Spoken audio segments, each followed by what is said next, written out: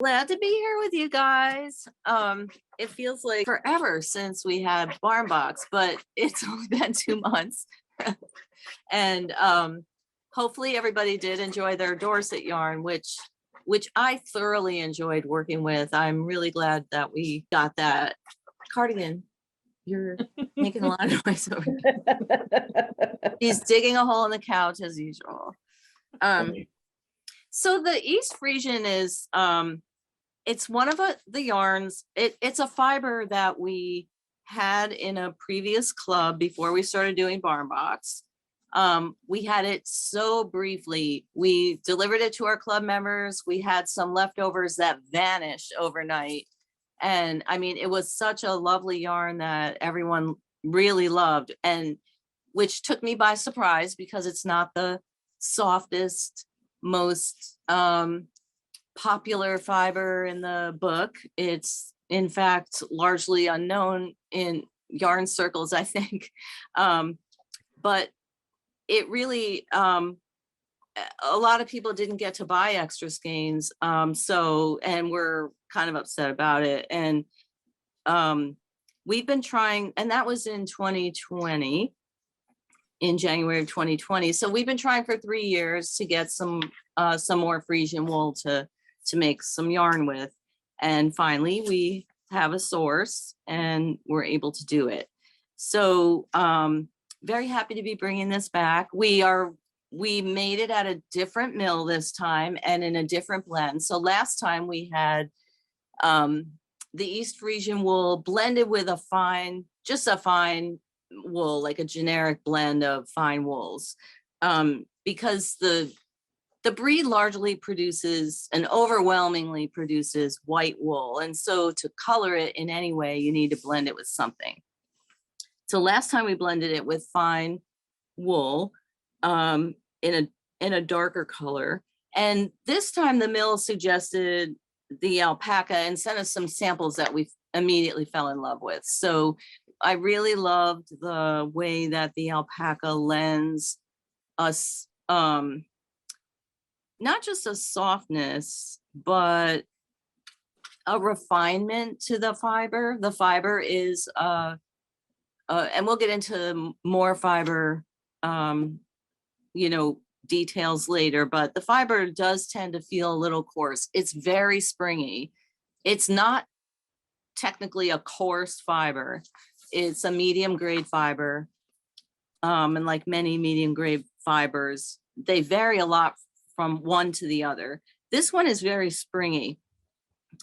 So I think the perception of coarseness comes from the fact that it's very springy and it wants to act kind of wild in your knitting.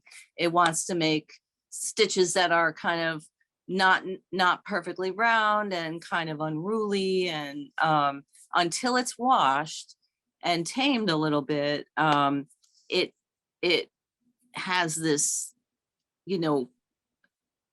rustic feeling to it. But the alpaca being so silky and fine does give it a nice hand. And then the mill also suggested the 3-ply construction, which we did not do before. We did it in a 2-ply construction before. And then thirdly, this yarn differs from that yarn in that that was from a mill that sends us only unwashed skeins. And part of the mystery and romance and joy of playing with that yarn was knitting with it and then washing it, because it really blooms like crazy and the fabric changes dramatically. And if it's still sitting in your stash by any chance, you really should play with it. Now that you have this, it'd be really interesting to play with them side by side. They're not equal weights. This is a sport weight and that was a DK, but it was actually a really lofty DK. It's worth exploring them side by side just to see how two yarns with different constructions behave differently and different blend of fibers. But let's back up a little bit and talk about the sheep. So Friesian is a group of sheep breed of like subbreeds. They include the East Friesian Milkshake, which is from East Friesland, Germany, and the Netherlands. So these are sheep that originate in borderlands around the North Sea, in Northern Europe. So they originate in a spread of countries, including Germany, the Netherlands, even part of the region of Zealand, and even parts of Sweden and Finland. So they are spread out a little bit, but the region is so tiny that it makes sense. They migrate across borders. Oh, and Belgium is in there too, and Denmark. So it's like this kind of circular rim of countries around the North Sea that kind of all have these sheep. And one of the reasons that there are so many subbreeds and that they're spread out so much is that they really originate pretty far back in the probably back to somewhere between the 15th and the 17th centuries, which is the 1400s to the 1600s. So the way that we know that is that milk sheep were depicted in paintings from that time. So while there isn't a firm historical origin of the breed, we know that they appear in paintings from that period, and that's always one way to date things from domestic life of the times. The sheep themselves were largely raised, and this kind of goes back to Dorsets and other sheep that we've talked about more recently, that were bred and kept on more or less family farms. Like they weren't kept on big, estates where they may have been, but that wasn't the largest kind of sector of the population. These were sheep that were scattered in small groups all over the region and kept in household barnyards and small farms because of their usefulness. So this is a multi-breed sheep that evolved into kind of a household staple in terms of your barnyard. You have a milk cow and a few sheep and a good dog and a cat to catch mice. You have like this collection of animals that supports that sustains an independent little homestead for a family. And you might even pass that down generation after generation, and the farming techniques and methods and the things that were done were kept consistent through many generations. The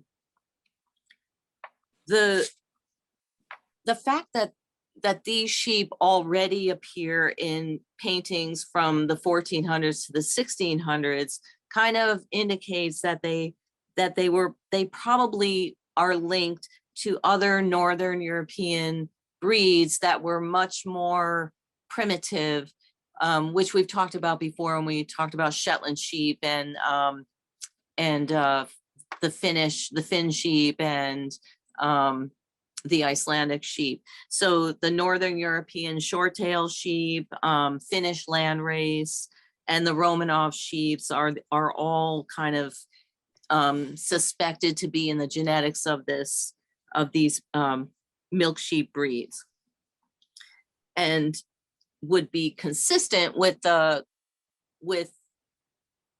being a prolific, with lending genetics that make these sheep prolific. So Friesian sheep, though, are, by nature of where they are, they're kind of, like I said, they kind of exist in a rim of countries around the sea. They're a marsh or heathland type breed, which includes the East Friesian milk sheep, the Dutch Friesian milk sheep, and the Zealand milk sheep. And then there's a kind of a subgroup of that that's a Swedish sheep that kind of belongs with them. The German East Friesian milk sheep that our yarn is spun from is the best known and most important of the Friesian breeds. And so they're kind of just always referred to as the East Friesian. They're found in all over Germany, and still even now mostly kept in small numbers for household milk production. Their characteristics include they have wonderful pet-like personalities. So in a homestead where there are going to be children and other small animals, they're not sheep that you have to keep strictly sequestered. They can wander around and be handled by anyone, which is great for milk sheep, because in householders, homesteads throughout the centuries, children were assigned work tasks that may include milking, and leading the sheep from one place to another and tending to animals. So these are animals that can safely be put into the hands of children and not, and you wouldn't have to worry about that. They're a medium-sized sheep, so they're also not very huge. They are the world's highest producing dairy sheep. They average 300 to 600 liters of very rich milk per lactation period, which lasts from 200 to 300 days. So that's, on the long end, that's nearly a whole year of producing milk, which is very, very good. And even at the short end, that's, at least half a year. So they often exceed 1,000 pounds of milk when you include the amount that they are giving to their lambs. So the 300 to 600 liters that they produce for milk production is in addition to what the lambs are nursing from them.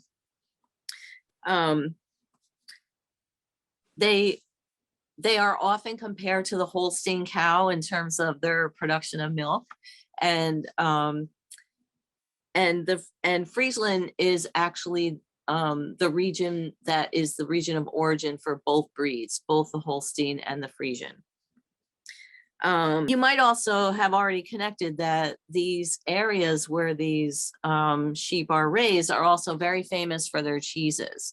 So, Dutch cheeses and traditional diet that's more heavily based in milk and fats and dairy products. One thing about these sheep is that they're not a very hardy breed. Like many of the older sheep that we've studied, one of their valuable characteristics would be that, they can thrive in any conditions. But these animals are not as hardy. You can't just throw them out on the range to fend for themselves for 6 months and have their babies and expect them all to come back in good shape.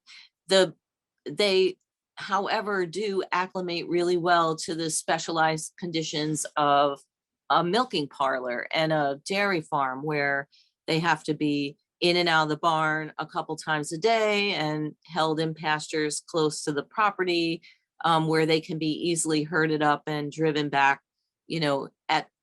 basically at the beck and call of the farm.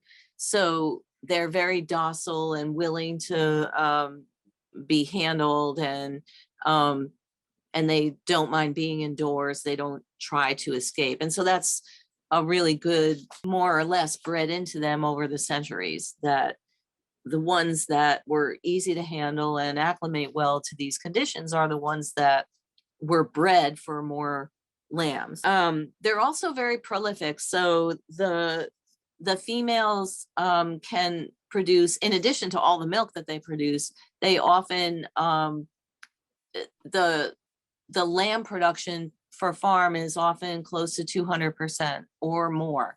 So yeah, so twins are not at all unusual, and triplets are also common. They're almost always white in color. There is a dark variation, and there are some of the subbreeds have like dark faces and legs. The East Friesian has really almost an all white body with pink nose and fluffy white. They're so fluffy. So like I said before, the fleece is dense and very springy. So, but the skeleton of this animal is fairly light and thin. So they kind of look like that comic book depiction of a sheep where it's round with the fluff sticking out all around and the stick legs, and that's kind of what they look like. They're kind of comical and very woolly. The East Friesians, like I said, have pink noses. Their heads are clear of wool, and also naturally hornless, as are all the other Friesian breeds. Their legs are short, they have pale hooves, and a very distinctive tail, which is long and skinny. It's described as rat-like. So it reaches down approximately to their ankles or their knees, and they don't have a fluffy tail like some sheep. The ewes will produce lambs by the time they're a year old. Mature ewes are more productive than younger ewes. Kind of interesting. It's not that common among breeds of any animals. Usually as animals age, they're less productive, but that's not true of this breed. The white wool it ranges from 35 to 37 microns with a staple length of 4.5 to 6 inches, which is very medium all around. Fleeces range from almost 9 pounds to 11 pounds, that's a pretty large fleece. And the yield on this fleece averages like 70%, meaning that after it's washed and scoured, the usable wool is approximately 70%, which is much higher than something like merino, which you tend to always average at like 50%, but similar to Dorset and some other breeds that we've explored in barn box. The texture and fineness is very usable, is very acceptable for uses, for kind of all around uses. You can knit anything from socks to sweaters to accessories for outdoors, nice warm hats. It's soft enough to wear as a hat, next to your skin, but you probably wouldn't want underwear knit out of it. One of the things about sheep is, in general, is that when they are producing lamb's milk, that usually compromises their fleece in some way. When a ewe has been through lambing, there's a break in the fleece or a thin spot, or some yellowing can occur along the length of the fiber. And many times with some breeds, farmers have to kind of rotate production of lambs among the ewes so that they're not always producing that kind of a fleece. Farms that do have a focus on fleece kind of focus that area of their production on male offspring. So they aim for using females with really good fleece and crossing them with males with really good fleece to produce as many males as possible with good fleece, so that they don't have to deal with those issues and compromise their lambing program to do it. These sheep, because they're milk sheep and they're raised to be a multi-purpose sheep that does produce milk, they require a really good diet. They have to eat a high protein diet to help maintain their health, and to compensate for the stress of producing, two or three lambs every year. So supplementing their diet is really important, but it's also beneficial for the fleece. So you can then have a ewe that's producing lambs and still producing a healthy fleece oftentimes. So that's, again, getting back to the, some of the sheep we've talked about before, where you can put them out on the range and their body makes really, really good use of like really crappy foraging material. These sheep are not like that. Um, they need to be grazed in rich in grasslands that are grown in rich soil, that have nice green thick grasses to forage on, and or supplement their diet with feed that's also high in protein. And that benefits the lamb production, the milk production, and the fleece production for our purposes.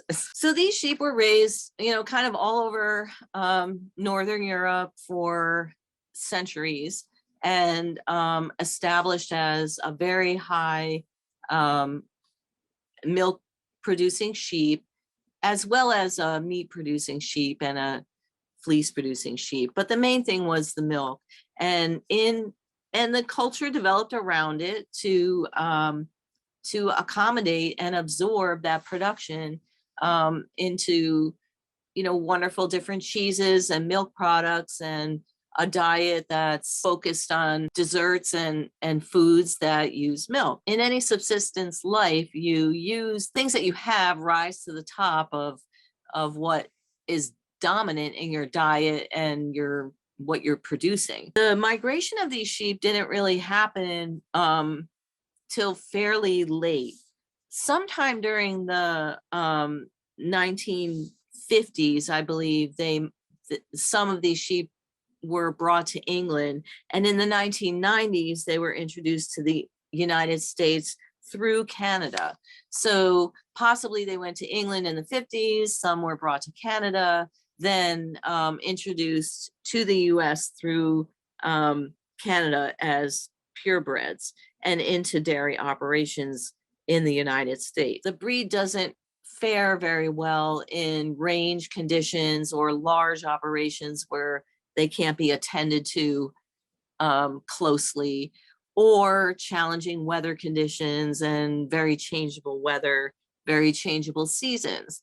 They do much better in a kind of even environment. In our great drive as a country to expand west and take advantage of the vast pasture lands in the west, and all the sheep that were driven west to do that job, and cows. These sheep weren't really considered for that kind of operation early on, because the early settlers didn't have the manpower or the structures, or the setup to accommodate the more delicate constitution of these sheep. By the 1990s, people, milk farmers, dairy farmers here were looking for, other options, and they brought the East Friesian in to experiment with, and quickly, very quickly, Friesian crosses have become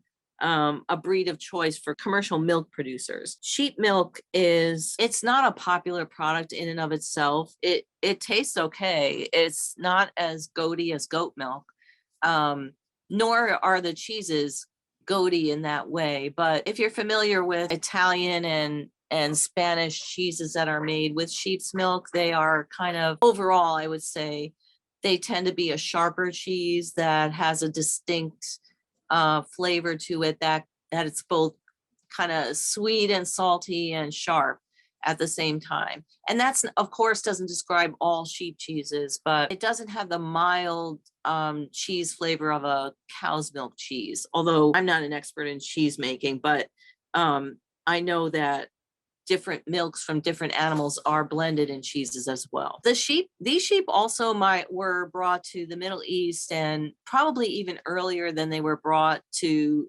England and Canada, and crossbred with a native Middle Eastern sheep called the Awasi, produced a sheep that is widely bred in Israel called the Asaf. Those sheep were recognized right away as having the ability to produce a lot more lambs and a lot more milk, were successfully incorporated into Middle Eastern dairy farming concern. American farmers tend to cross Friesians with the Lacune breed, which is crossbreeding operation took place mostly in Wisconsin. American farmers also cross their Friesians with Dorsets, which, as you know, are a very popular breed in America, and that increases the size of the Friesian sheep a little bit. So if your operation is a dairy farming operation, but also a meat producing operation, crossing with the Dorset kind of increases your carcass for that. At the same time that Friesian sheep were being introduced into the USA, a group of pregnant ewes and a few rams were imported into New Zealand from Sweden, and a breeding program was created there. They actually used, it's not artificial insemination, it's more like IVF. They use embryo transfer methods to control the breeding process by 1990s. And the reason for that is because whenever agricultural animals are brought into an island, they need to be in quarantine for a certain amount of time. So that's one of the reasons that they use this highly controlled breeding method to do that, but also to maintain absolutely that the bloodlines that they wanted to work with were being maintained. By 1996, they had rams that they were releasing from the quarantine situation and allowed to be purchased, by other sheep stations around New Zealand. And so flocks began to be developed in other places. Another product that is a valuable product that's produced by sheep is semen for crossbreeding. So that was also just another another byproduct or another product that sheep could earn their keep by producing. The purebred East Friesians were established in New Zealand. Those are at the Silver Stream, and now they have a registered flock book for those sheep. Anybody have a question? Or one question is, are there any more purebred, like pure Friesian or East Friesian still exists, like in Germany or somewhere? Because it seems like everybody has taken them to breed with. Well, no, I mean, I didn't mean to imply that all the sheep went to, I'm just saying that they began to be transported other places. Don't forget, these are sheep that don't thrive well under stress. So, a larger farm might be willing to sell off a few to, someone who might want to bring it somewhere, but you are talking about having to take care of them really well during transport. And so I'm not saying it doesn't happen, but for instance, in New Zealand, they were actually able to establish this Silver Stream flock is a purebred flock because they bred initially only from the original group that was brought. Everywhere that there are East Friesians, there are purebred flocks. Their just tendency would be to, if I'm raising this, this breed, and I feel like I could get improvement in my flock from adding some of that breed, I do it. And that doesn't mean that doesn't mean that my flock becomes a crossbreed yet.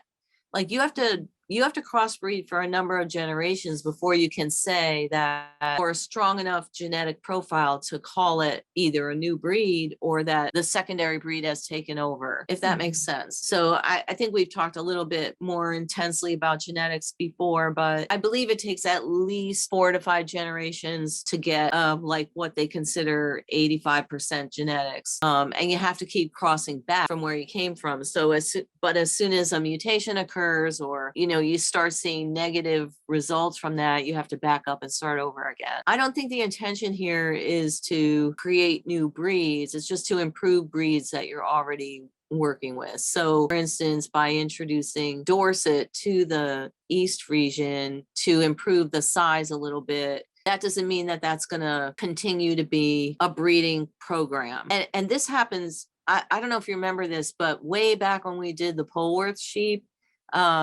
and we talked about Wendy, breeding her Polworths for color, one thing that she did like really early on was to introduce the border Leicester, some border Leicester into her breeding flock, just to freshen up the genetics and make sure that they weren't becoming too inbred. But the reason she chose the border Leicester is because they have a rich variety of colors in their genetics. So she kept with the color, but she just introduced a different sheep and then rotated it right back out. She didn't keep breeding the border Leicester in.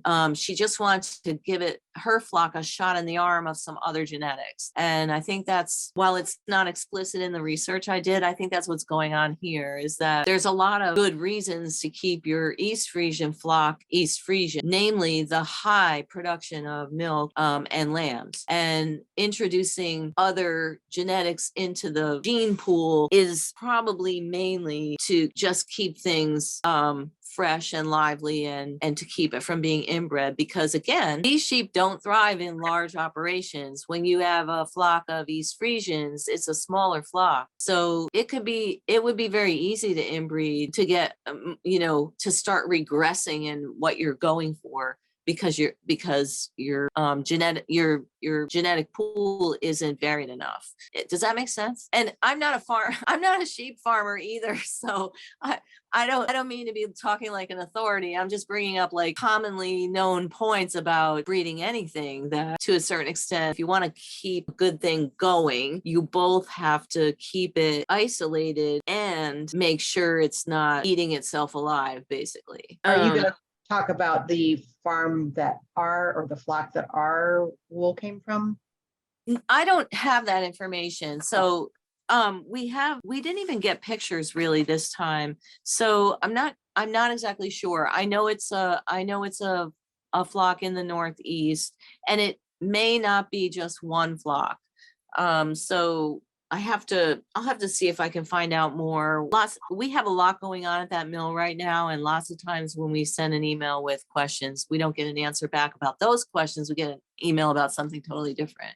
So they're not that different than us. One thing I do know is that this mill is always looking for, they're always looking out for us in terms of unique things coming along. And they let us know when something comes through the door that we might want, but not just anything. So if they get East Friesian fleece in and it's just okay, they're not going to call us about that. They call us when something comes through the door that's really nice and would be of interest that they know they haven't made for us before. I would think that there are plenty of sources for East Friesian up that way, because the Northeast United States has such an irregular terrain, and it's mountainous and it's rocky, and they do have pasture lands, but it's definitely, one thing it's not is flat. Dairy farming of all kinds is very common, and along with things like growing orchard fruits and specialty crops and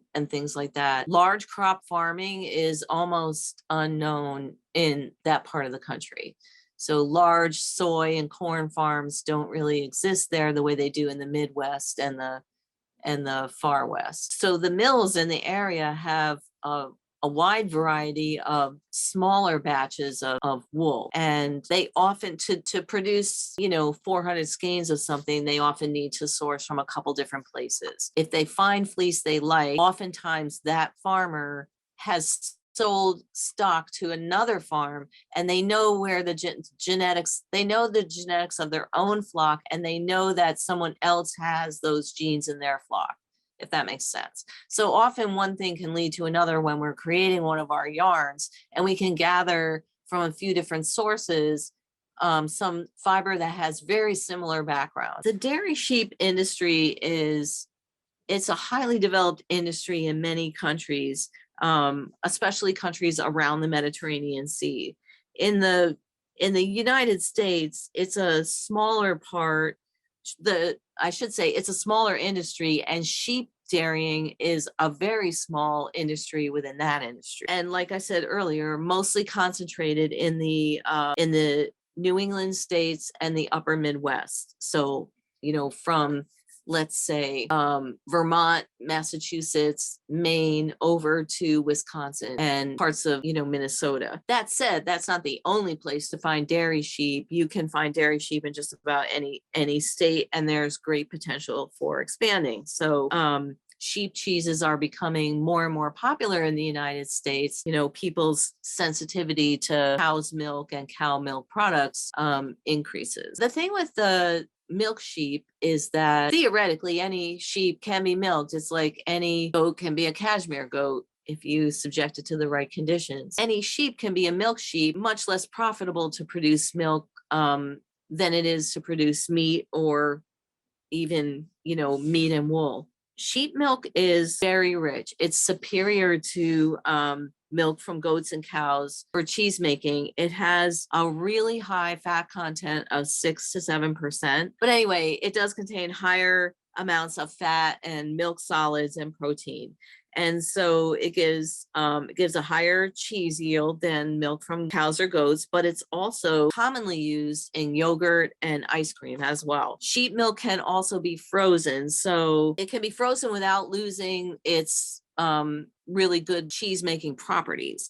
So the freezing process doesn't break down the proteins and make them, unusable or unflavorful or anything like that. So it's actually it's a great milk for dairy farms to produce, because they can produce enough during the heavy season to last all year, and they can manage how to put that milk to use a little bit better than with goats and cows, which are, that milk is less friendly to being frozen for long periods. They can also they put the milk in 40-pound bags for freezing, and they can ship those frozen to other places, which is really handy for a dairy farmer. Just like with other sheep that we've talked about, these sheep being mostly raised for dairy production, people who raise them love them to be triple purpose. They love that they are also meat sheep and also wool sheep.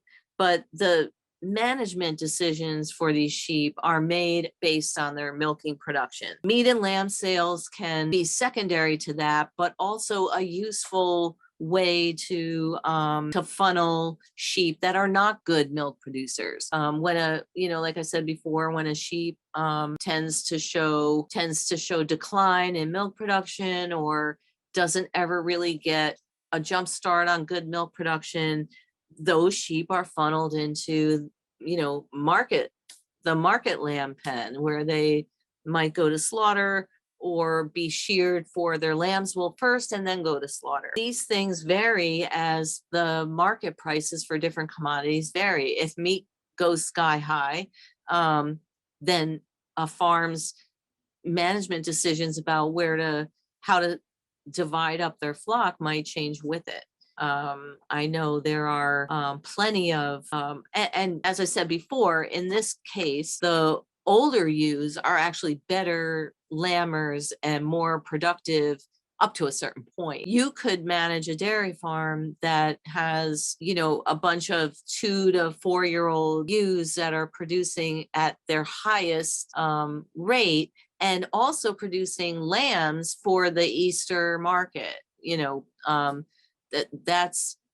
could produce, you could send a whole, I hate to say it, crop of lambs off, and many farms will time their lambing season that way.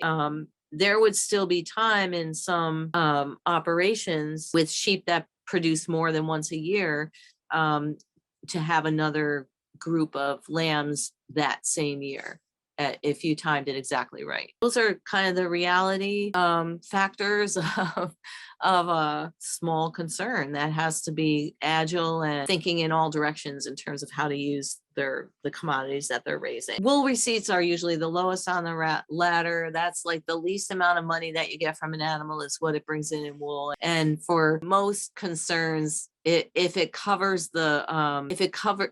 what they get for the wool covers the shearing of the sheep, they feel kind of lucky about it. If you have really good fleece over a period of time, that can add up. It's something to it's not nothing. Let's put it that way. Many farms in the US are starting to breed for higher quality wool in dairy sheep, again, by using some cross genetics. By crossing in Romneys or Corriedales to produce maybe some color sheep, or to just strengthen or to soften the fleeces that they're producing. Okay, so unfortunately, like I said, I don't know the farm that this particular Friesian wool came from. The mill is always working with people who are producing, at least at some level, producing wool to make yarn with. So they're not probably focused on the wool as their main product, they are ensuring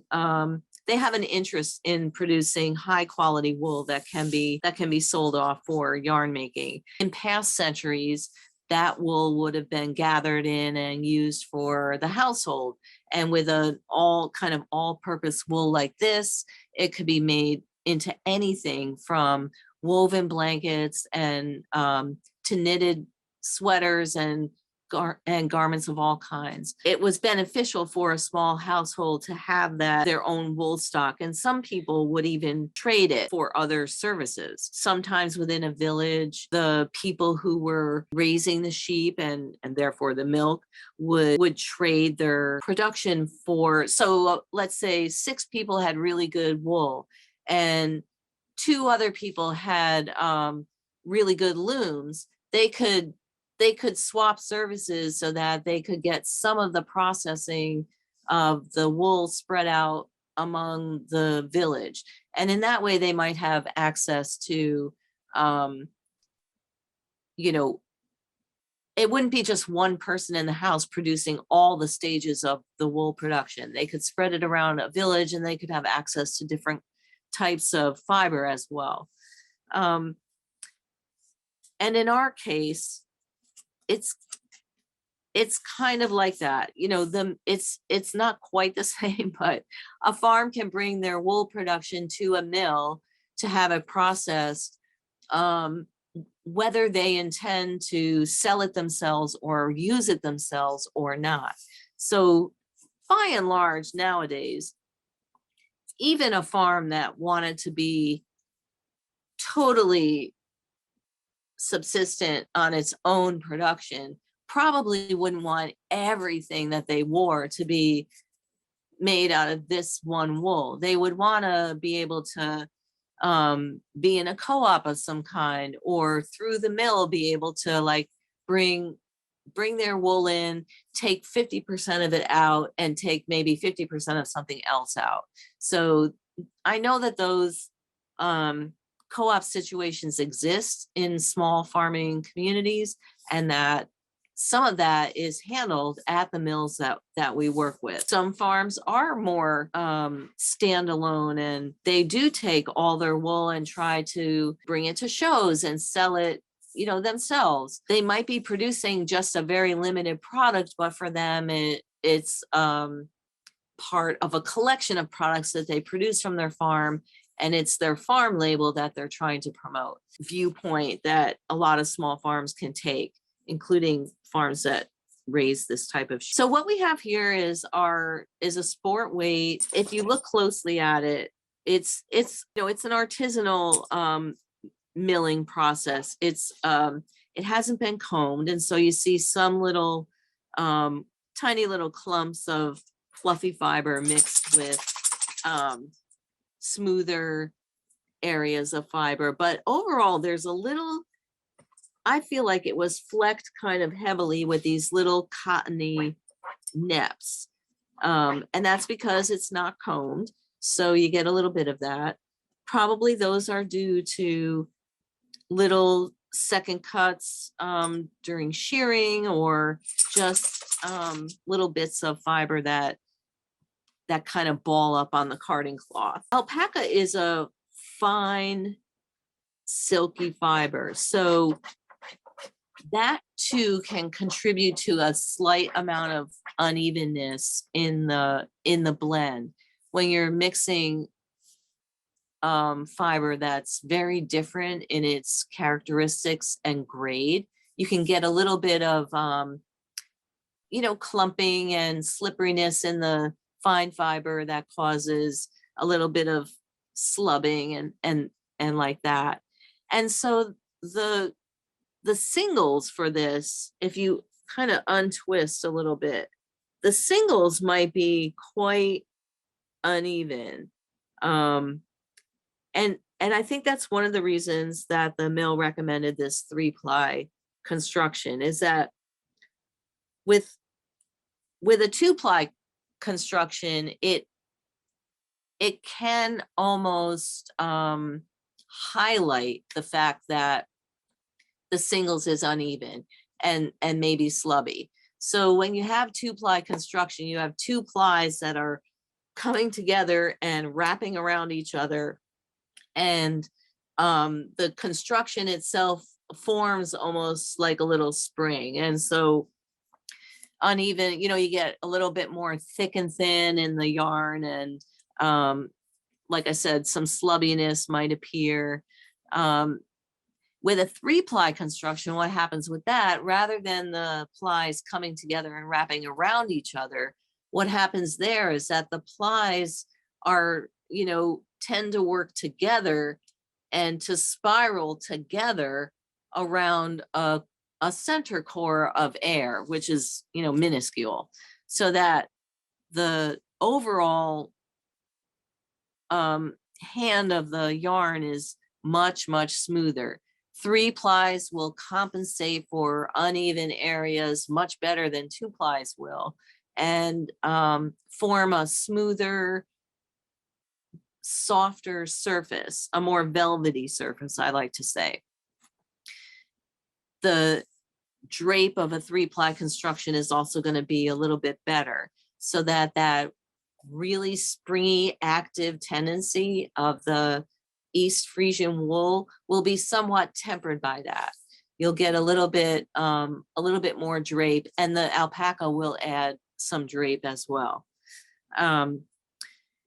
So knitting with this yarn was really pleasant. I mean, when I first started knitting with it, just from feeling it in the skein, I expected it to be softer in my hands than it actually was. And so when I first started knitting with it, I felt like, ooh, this is coarser than I expected. But then as I worked along, I really ended up enjoying how it felt. It has a little bit of a crispness in it, and the fabric it makes is really fantastic. There isn't, usually by now when I've knit something, this is the leg warm, one of the leg warmers from the new project that I knit with it. So first of all, normally by now, after being modeled and like worn around the office and being washed a couple times, the fabric would begin to have a haze of kind of a bloom over it. And as you can see, the stitch definition is just remarkable, and much, much more remarkable than I ever expected. I expected a really soft texture. And to that end, I had swatched a few different fabrics with it, but I started experimenting with more and more subtle textures just to see how far I could go with that. And I ended up with this moss stitch, which normally, I mean, it's hard to make moss stitch pop, but I mean, just look at it. It's really good. And the cable is just beautiful. Some people might recognize this cable, and you can make any cable. I mean, I swatched a couple different cables. I like this one because it's a little smaller, and I didn't want anything too big. I didn't think people would appreciate a great big cable up the side of the leg, but you might recognize this cable from the caravan blanket. It's the same cable as in that blanket. So anyway, I did find that I had to knit this on a smaller needle than I sort of expected. So this fabric doesn't feel as stiff as I would expect on the size needles that I used. And in the ankle, I think it was I think these are knit on size 2 needles. This part of it, I think this would make a great sock. It's very springy. It pops right back to the shape, you know, it's supposed to be. It doesn't want to stay stretched out at all. And it has a good vertical tendency to the fabric. So just on its own, I think it would be a really nice sock. I would like socks made with this. They'd be heavy, but not super bulky heavy. I think they'd wear really well too. And I haven't knit a sweater with this yet, but I do think it would be really really good sweater candidate as far as yarn. I like sweaters that are, personally, I like sweaters that I feel are really sturdy and durable and not necessarily rustic or scratchy, but I do like to feel like they're substantially durable. I personally don't care for very delicate sweater fabrics unless, you know, maybe I have one sweater like that I wear when I get dressed up to go out someplace. But because I wear my sweaters almost every day, pretty much 9 months out of the year, I like them to feel very durable. And this fabric feels both durable and very wearable and breathable and comfortable. I'll admit that the reason for designing the leg warmers with it was that, you know, the younger people that work for us have been bugging me for a while to to design leg warmers. And I thought, well, sport weight yarn is a good weight to do them in. And let's see how far I can make it go. And I knit both of these, you know, these are like 17 inches long, and I knit, or 18 inches long, and I knit both of these from one skein. And although, let me just measure it. Yeah, these are 17.5 inches. And it is the shaped version of the pattern. And I think I had a handful of yards left over. I made the pattern a little bit shorter to give a little bit more of a padding in the yardage, but you could knit a little bit longer than the pattern states. If you had more yarn left, you could just keep going. So I'm happy with these. I wouldn't wear them, but but the girls like them. So questions, anybody? So I love the idea of knitting a sock. Is there one that you would recommend of your patterns? Really any of them. The patterns, the sock patterns almost all have a ton of sizes. Right. So if your gauge is too big for the original gauge of the pattern, you could just knit the next size down from what you would normally knit. Okay. If that makes sense. You can also, you know, knit a swatch that you like for socks, and maybe on a size 1.5 or 2 needles, and then take the gauge from that and just do some quick multiplication of how many stitches you would want your sock to be, and choose the size that has that many stitches, if that makes sense. Yeah, I just like the texture of the leg warmers. I'm going, oh, I wish that was a sock. Yeah, maybe I'll just design one, and maybe I'll just do a pattern, and then we'll have it. Waffle cream has a nice cable in it. Yeah, waffle cream would be nice. It's similar. The Lighthouse Gansey sock was knit with a heavier yarn like this. It was knit with a sport weight yarn, and the original cardigan sock was also knit with a sport weight yarn. I'm trying to think of any others. I don't have a lot of socks with a cable, but It's just gorgeous. I love that cable on those leg warmers, but I lived through leg warmers a long time ago. I have to say, I think they are useful. I mean, if you like to wear skirts and you like to wear them out in the winter, this would be a solution for getting, through the cold. Absolutely. But I don't have to do that. I don't have to go out in skirts that often. So I'm with you. I wouldn't wear them very much, but I do know, I mean, the girls here at the office just love them. So Yeah, I love them too. I love them as well. I'll wear them all the time in the winter. yeah, Really. Because it's Barb like a style thing, it Yeah. adds to your other stuff that's so basic, Yeah. to stay warm. yeah. And, if I just don't have the legs for them, and I just probably will never wear them, but Barb really likes them. She put them on over her leggings and she had little boots on. It looks really, really cute. Mhm. So I Okay. have a question. And you may have answered this, but I had to take Sophie out a couple times. Mhm. Is it only available? I love this shade, but just for informational purposes, is it available in any other shade? no, not at the moment. This is their color. Yeah.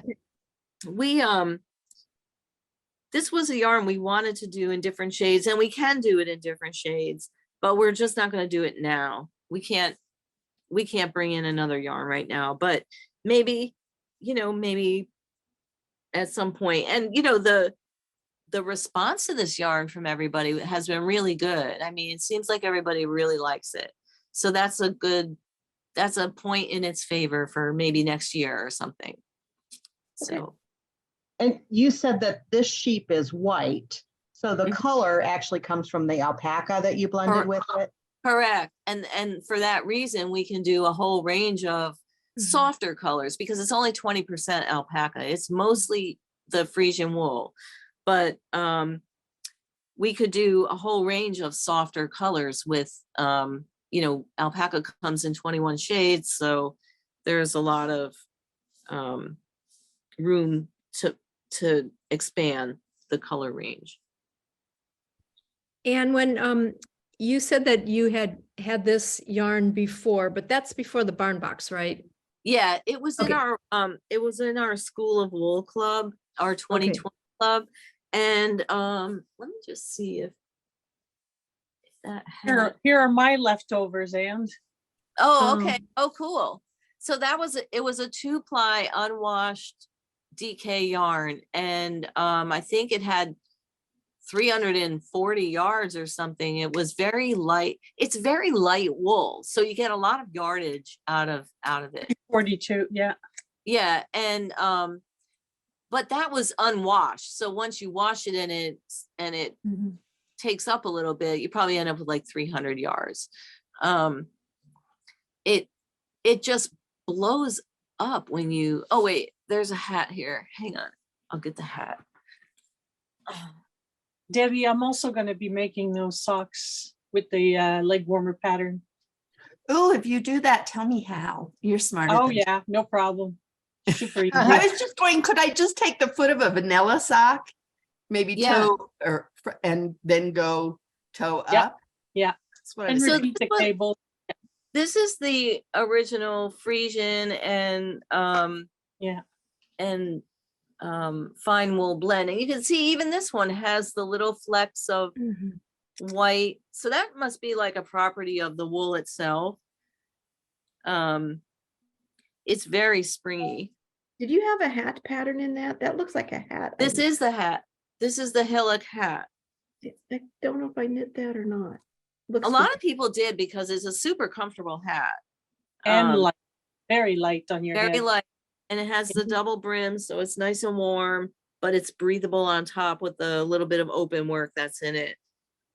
It's a surprisingly comfortable hat. And there was the pasture blanket and the scarf, blanket and scarf, and leg warmers with this too. Mhm. Funny enough, the grasslands leg warmers. Didn't you And knit what those was for your sister? Jean, didn't you knit those for your sister? Yeah, those were originally knit with the Yes. Frisian wool. Yeah, and it's beautiful. Yeah, this just ended up being a real surprise. The original source for this yarn, we didn't even see it in a yarn when we picked it. We got some fleece samples in the mail, and we had like a Dorset fleece sample, a lock of Dorset, a lock of Friesian, and something else. I can't, maybe Oxford. And this wasn't like the softest or anything, but it was very intriguing when I felt it. And I just, our person who worked here at the time was very much against me getting this, but then it ended up being really good. Everybody really liked it. So, it's just something I feel good about. I like this wool, and it's not, you never see this anywhere. I've never seen it. So, we're lucky that we're lucky we have access to it, and that we were able to find it again for production. What was the name of that hat again? I'm sorry, I missed it. Hillock, Hillock, Hillock. Oh, thank you. Yeah, it's a great little hat. It's very light. It's Mhm. also stretchy. So, Very stretchy. I made it for my husband. mhm. And I made, the first one was way too big, so I redid it, took it out and went down, I think, a couple needle sizes. Even though I swatched, it still has a lot of give. Okay. Yeah. And it has the deep brim. So even like, Mm. I have a very small head, but this size is comfortable on me, even though I know it technically is probably too big. I can wear it because Because the of brim the brim. is really Yeah. springy. Yeah. He loves it. So, Yeah. Yeah, it's nice that it has open work, but the open work is almost, it's got fiber covering those holes enough that it keeps the warmth in, but it's still breathable. So you've got your vents, and and yet not like, I don't know if the wind would penetrate it all that well. It's good for snow shoveling because it gives you a little breathability. That's Yeah. important. Yeah, exactly. Yeah, Or if you spend a lot of time walking your dog and you get warm, yes. I get warm when we go out. So, all right. Let's see. Anything else you guys want to ask about this yarn, or? For a sweater, I was looking at some of the sport weight sweaters like Robin's Nest. Uh-huh. Would this perform well? Yeah, it would be beautiful. In fact, the Hillock hat that I just showed you is the stitch pattern from Robin's Nest. I mean, it's a different yarn. It's, it's Friesian, but it's different. But this version of it would be really nice because it's soft and has that little bit of drape to it.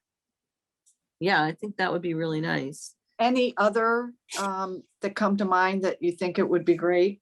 Well, Interlaken and Elacias and I swatched for Mayan puzzle. Here's my swatch Yeah. that I did for Mayan puzzle. Aztec- Or, yeah, yeah. That Let me looks good. just, it's really nice. I really like it.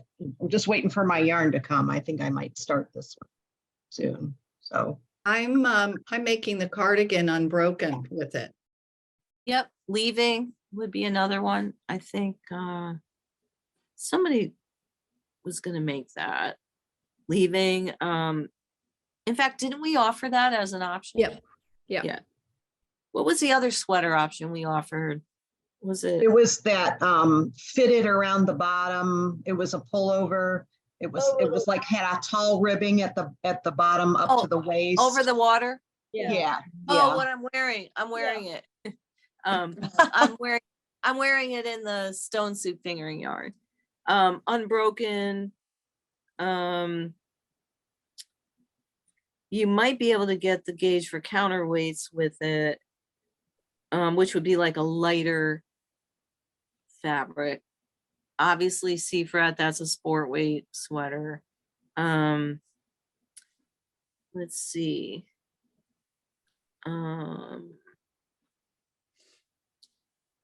Sticks and Stones, Angele. I said leaving Mayan Puzzle. We said that. Ulysses.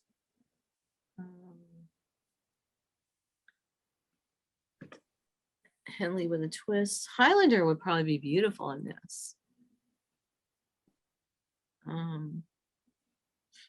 I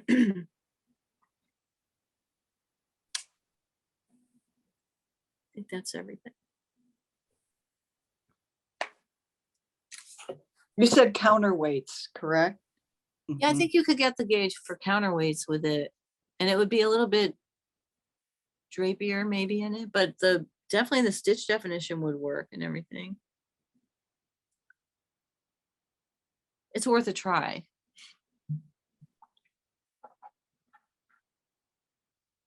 Anybody else have a question or need anything? So before the next barn box, we've got, let's see. We're coming up on April 1st, right? So we've got our Mother's Day kit is going to be coming out in April. We've got I'm going to be teaching at the Twisted River knitting retreat in Cuyahoga Falls, Ohio, the weekend of May 21st, that weekend. It's a Friday through Sunday thing. If you haven't heard about it yet, I know a lot of people here have already heard about it, but if you haven't heard about it yet, there are still some spots open. It's being held by the Harps and Thistles Yarn Shop in Cuyahoga Falls. You can find out more by visiting their website, Harps and Thistles. We will be putting that out. We put it out in a few different places, but we're going to put it out again, maybe in the newsletter this week. So there's that. We will be at the Maryland Sheep and Wool Show the first weekend of May. So that is the 6th and the 7th of May. We have a new spot, only a couple of places away from where we were before, because we now have a double booth. So there's lots of room to come and look around and spend some time there, and it will be much more pleasant. And if you do come, please wear or bring anything that you've knit with our yarn, and we would love to see it. I feel like there's like a million other things. Obviously there's another barn box in May, but that's 2 months away. We have we're updating our website to, it's the same, it's going to be the same, but we have to go to a newer software version, and that's going to happen April 1st. So you should see some more efficient website performance after the 1st of April. But of course, as with any website tinkering, please be patient if something doesn't go exactly the way it's supposed to. Although I've been assured that everything is going to be fine. We've got all kinds of new designs and stuff coming out. So just make sure that you're getting our newsletter. I know we've got lots of secret stuff that you'll be seeing soon, and some things not so secret. I've been working on that ombre top. We've got the pattern all set. We've got sample knitting ongoing. Should be done with that soon. The next big step is for Barb to organize all the yarn winding involved in making the kits, and that should be available before Maryland Sheep and Wool. And anything else? Anything you guys want to announce, or am I forgetting something? Is it too early to talk about the mystery wool along? Just gonna Oh ask. no, but before that, starting April 1st, I knew there was something on April 1st. Our spring knit along, our spring fling knit along starts April 1st. You can knit anything you want, as long as it's either a knit spot pattern or bare naked wools yarn or both. Our knit alongs are lots of fun and people enjoy them quite a bit. And we've all come to rely on them being there. The spring fling will go from April 1st to June 17th or June 10th. And on June 17th, the mystery wool along begins, which is, I think, I don't know, let me see. Possibly everybody here has been in it before. Christy, were you in it last year? You were, because you got the CVM yarn. But That's how my addiction started. what's that? That's how my addiction started. Yeah, it's pretty fun. So it's going to be set up a lot like last year, where we're doing it's a mystery wool along. So there'll be a pattern that comes out in steps, which is a fairly easy. It's going to be fairly easy to knit. It'll be a half shawl project, which implies that it's striped. And you'll be able to do it in either a triangle or a square. So if you wanted to make a blanket instead of a shawl, you could do that. Once again, we're offering 5 clues and 5 different yarns to go with each clue. And as if I'm not mistaken, they are all new, I think. Or new versions of something that we might have done before. Fiber that we might have done before, but a new twist on it. No pun intended. What weight is it going to be? What? What weight yarn? Oh, it's sport yarn. Thank- So yeah. So and yeah, we're pretty excited about that. That should be a lot of fun. So you can, once again, we'll have the kits. You can purchase a single kit for a triangle shawl or a double kit for a square if you wanted to do a square. And we are planning on having a ton of fun with that. So that will kick off on June 17th. The kits will become available the week before the Maryland Sheep and Wool, I believe. And they will start shipping at the end of May. Like as soon as we can start shipping them. If all the yarn is here when we open orders for the kits, then we'll start shipping them right away. It's always like this. It's always this like mystery whether it's all gonna come together exactly when we want it to or when fate wants it to, but it's never late. So And on the Harps and Thistles retreat, is there an opening dinner where you'll speak, or what, do you know what the schedule is for Friday night? Friday night is a dinner. I'm not speaking at the dinner. I'm speaking Saturday morning. Okay, at the breakfast. Yes. Okay. No, Well- not at the, no, it's a morning class. It's like instead of a class, she scheduled a talk and a trunk show. Okay, good.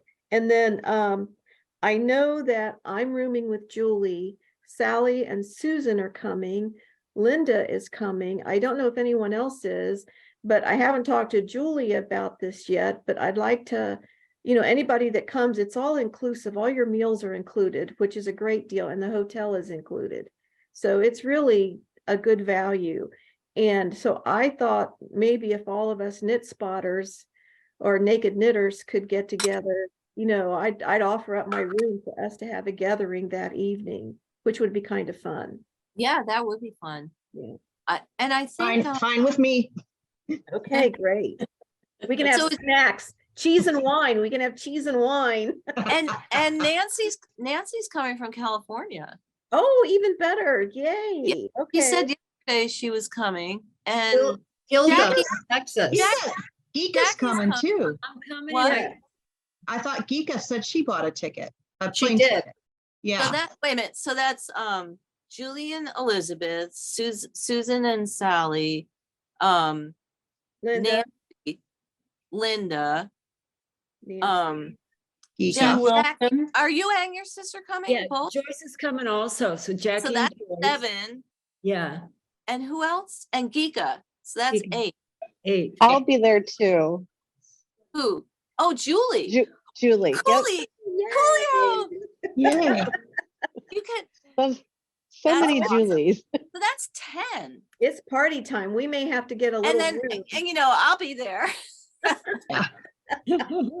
There's plenty of little nooks and crannies we can hang out at the hotel too. Okay, There's yeah. like little spaces. Yeah, so maybe if we schedule maybe after dinner to get together, if there's no other function on Friday, and we can even do it again on Saturday. Yeah, Yep. that'll totally be fun. And I'll be staying up there. So I Yeah. don't have to come home.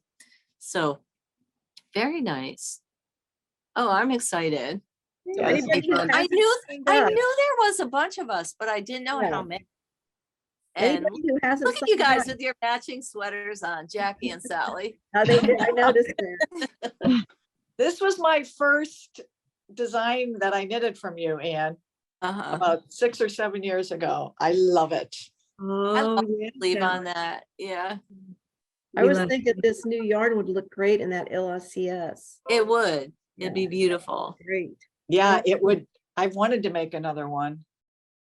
Yeah, I did too. I was thinking of getting something in a lighter weight yarn, but yeah, I don't know which one yet. So too many other ideas going on in I my. know, my brain. Ah. Wonderful. Well, okay, you guys, I think we're done, but if anybody has a question or wants to say something, now's the time. Anybody? All right, well. Thanks, Anne. That was good. Yeah, Okay. thank you. Oh, you're welcome. And it was very educational that it wasn't just about the yarn, because you really taught us about how the farms think. And I love that, Yeah, you know. it's all well, you know, and being a small business owner that has to think similarly, you know, Yeah. everything needs to be tightly managed and every little resource needs to be put to its best use. And sometimes we have to sadly skip or pass on something this season, maybe save it as an idea for next season or at a time when, you know, we need something new, but all things in good time. And, you know, and that's what the journey of this wool has been for our company. You know, we wanted to do more of this right away and it just wasn't available. And I'm just glad that we found it. And I think the quality of this might even be better, this East Friesian. So anyway, I'm sure it won't be the last time we see it, but hopefully sooner than later, we'll be able to have a whole palette of milkshake colors. Oh. All right, you guys, I'll see most of you Wednesday then. Okay. All right. Thank Take you. care. Bye. Thank you, Anne. Oh, you're Bye. welcome. Thanks, Anne. Bye-bye. Bye.